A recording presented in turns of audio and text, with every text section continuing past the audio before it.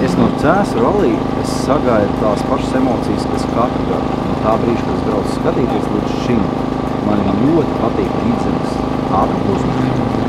Tie vienmēr bijuši labākiem. Tas ir iespējams, ka tāpēc, ka man pašam tuvāk tāds.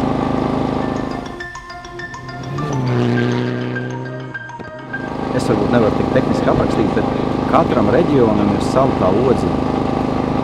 Un tad, kad tu sāc braukt rallijā, tad tu saprati, ok, tanī reģionā tā ir 1. klase, tad tu ej 2. klasē, tad tu esi Gulbenē, tad tu esi 3. klasē, tad tu pies līdz Kurzemei, un tad ir 4. klase, tā ir CS, un tad jau tālāk aiziet ar Latgali, un tas viss tie Otepā, un tas viss.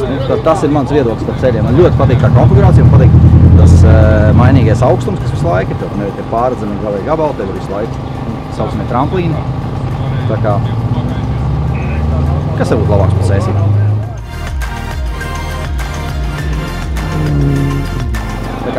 Pēdējos gadus, cik mēs tur braucu, kurā gadījumā es domāju, tas satītā līmenis arī ir pilnībā mainījies un tā paudze izaugusi. Un mēs paši tieši tāpat kā mēs pa ceļiem braucām pirms 20 gadiem un šodien, tās ir divas dažādas lietas.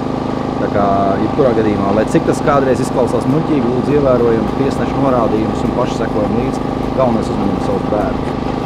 4. 5. Cēsīs. Esam visi klāt, atbalstam savējos un par labu finišu.